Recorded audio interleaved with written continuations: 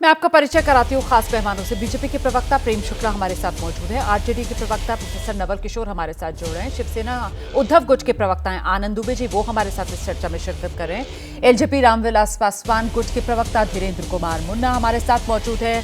वरिष्ठ पत्रकार रामकृपाल सिंह जी और वरिष्ठ पत्रकार पंकज शर्मा जी भी आज की इस चर्चा में हमारे साथ शिरकत कर रहे हैं। बहुत स्वागत आप सभी का। सबसे पहले मुझे लगता है नवल किशोर जी का रुख ही करेंगे और उनसे समझने की कोशिश करते हैं कि जब इंडिया गठबंधन में नवल किशोर जी ये तय किया जाता है, अभी जो समन्वय समिति की बैठक हुई थी कि साहब सनातन धर्म, किसी का भी अपमान, इस तरीके के मुद्दों से बचा जाएगा, बावजूद इसके रामचरितमानस को लेकर ये विषैले बोल, विषैली राजनीति आरजेडी के नेता क्यों कर रहे हैं सर?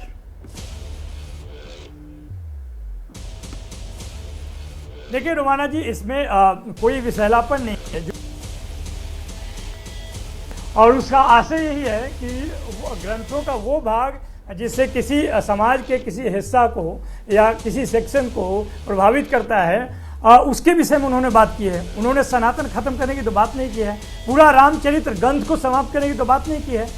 उन्होंने तो इस बात को बताया है कि कैसे, किस कॉन्टेक्स्ट में या किस संदर्भ में इस बात को रख रहे हैं। इसलिए हमें नहीं लगता है कि इसको सनातन से या रामचरितमानस से जोड़कर देखना चाहिए कि वो पूरा समाप्त करने की बात कही जा रही है। सर, अलग नजरियों से या तर्कों के साथ अगर रामचरितमानस का आप जिक्र कर रहे हैं, मैं कह रही हूँ किसी भी धर्म के ग्रंथ को देखा जाए तो उसमें बहुत सी ऐसी बातें हो सकती हैं जिस पर किसी ना किसी को आपत्ति हो सकती है, लेकिन ये हमारा संविधान हमें यही सिखाता है ना कि सबके धर्म का सम्मान करते हुए, सबके धर्म ग्रंथों का सम्मान करते हुए अपनी अपनी हदों, अपने अपने दायरों में रहना है। बावजूद इसके आपकी पार्टी के नेता जो बिहार में संवैधानिक पद पर बैठे हुए हैं, शिक्षा मंत्री हैं, वो इस तरीके से सर एक धर्म और उस धर्म के ग्रंथ पर अगर निशाना साधते हैं और वो भी जहर से सर उसका कंपैरिजन करते हैं, तो फिर इसको विषैली राजनीति ना कहा जाए तो और क्या कहा जाए? नहीं, उन्होंने ये भी बात कही है कि 65 व्यंजन है जो कि अच्छा है, और उसमें एक जो है जिसको कि उन्होंने शब्द हो सकता है गलत है, वो नहीं चूज करना चाहिए, लेकिन जो कॉन्टेक्स्ट है, जो संदर्भ है, तो उसमें एक चीज़ है जो विषैला है या जो खराब है। बाकी तो वो भी उनके कथन में भी है कि 65 चीज़ उसमें अच्छे हैं, और किसी ग्रंथ के एक हिस्से की बात कर रहे हैं, ग्रंथ ऐसा तो बात कर नहीं रहे हैं। इसलिए अगर आप उस चीज़ को पूरा उस संदर्भ में दिखाना चाहते हैं लोग, या जो लोग देखना चाहते हैं, उनका एक अपना निर्धारित मंतव्य है। आपने इसी भारतीय इतिहास में देखा होगा कि विमर्श का इतिहास रहा है। वही बी आर अम्बेडकर जी लिखते हैं the annihilation of caste in India, और वही संविधान के ड्राफ्टिंग कमेटी के चेयरमैन भी होते हैं। तो इस पे जो बात तो कही जाती है हमेशा, उसका मतलब थोड़ा है कि धर्म को छोड़ने और धर्म को समाप्त करने की बात कही जा रही है। आप सही कह रहे हैं सर, इतिहास जो है वो विमर्श का रहा है, और लोकतंत्र की तो सर परंपरा भी संवाद की रही है। लेकिन अब तो हम देख रहे हैं ना, यहाँ तो संवाद भी लोग करना पसंद नहीं कर रहे हैं, संवाद भी उन्हीं के साथ करना पसंद कर रहे हैं जो आपको सूट करते हैं। ऐसे में मेरा सवाल यह है सर कि ये चुनावी माहौल है, और इस सियासी माहौल में जिस तरीके से बार बार घूम फिरकर इंडिया गठबंधन ही के नेता हैं सर, जो कभी सनातन को लेकर बयान दे देते हैं, कभी आप ही की पार्टी के नेता हैं सर, जो रामचरितमानस को लेकर गाहे बगाहे बयान दे देते हैं, जो तिलक लगाने वालों को लेकर बयान दे देते हैं। तो सर ये सियासी माहौल में इस तरीके के सनातन पर चुन चुन कर हमले चुनावी फायदे के लिए किए जा रहे हैं क्या?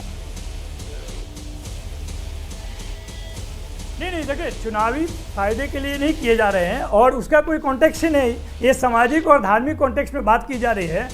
ये तो पूछना चाहिए प्रधानमंत्री से कि वो चुनावी मंच में भी इंडिया गठबंधन कहते कहते इंडी गठबंधन पे, इंडी अलायंस पे आ गए, और उनसे ये भी सवाल पूछना चाहिए कि जिस तरह की बात वो मंच से कह रहे हैं वो शोभा नहीं देता। उनको मुद्दों पे बात करनी चाहिए। वो सनातन खतरे में और बचाने वाले वही हैं, सनातन धर्म को मानने वाले लोग ही उसके विषय में जो उनकी कुरीतियाँ हैं उसके विषय में बात कह रहे हैं। वो बोल रहे हैं एक कॉन्टेक्स्ट में, उसको आप एकदम दिखाना कि सनातन के खिलाफ में है, ये तो आप पूछ सकते हैं भारतीय जनता पार्टी से कि क्या मजबूरी है कि कास्ट सेंसस केंद्रीय स्तर पे नहीं कराते हैं और बिहार स्तर पे वो राजी हो जाते हैं, और जब बिहार सरकार कराती है तो केंद्र सरकार और राज्य सरकार, केंद्र और राज्य की विपक्ष भाजपा के जो यूनिट है उसको रोकने में पूरी ताकत लगा देते हैं। ये तो पूछना चाहिए ना कि जब 1990 में 52% ओबीसी जो कि वो भी हिंदू ही है, उसमें से बहुत लोग भाजपा का समर्थक भी है, क्यों कमंडल यात्रा निकाल दी है उसमें। ये सारी बातें जो है एक कॉन्टेक्स्ट में देखने की जरूरत है। और क्या बात है कि 2015 में मोहन भागवत कहते हैं कि आरक्षण की समीक्षा होनी चाहिए, और एक सप्ताह पहले बोलते हैं आपकी बातों से एक कॉन्टेक्स्ट ये भी निकल रहा है, बराबरी जब तक रहेगी तब तक आरक्षण होगी। ठीक है, आपकी बातों से एक कॉन्टेक्स्ट ये भी निकल रहा है, हो सकता है आप इससे सहमत ना हो, कि ये जो बयान दिए जा रहे हैं इस चुनावी माहौल में वो मंडल वर्सेस कमंडल की सियासत को धार देने के लिए दिए जा रहे हैं।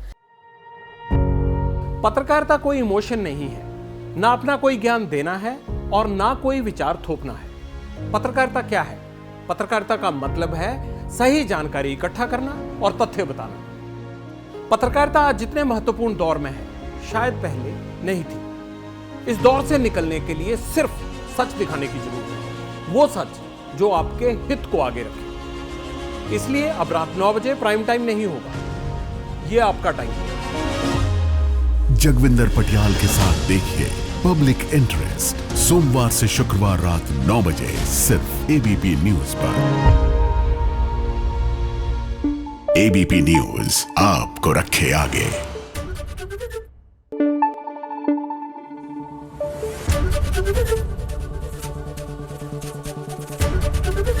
एबीपी न्यूज आपको रखे आगे।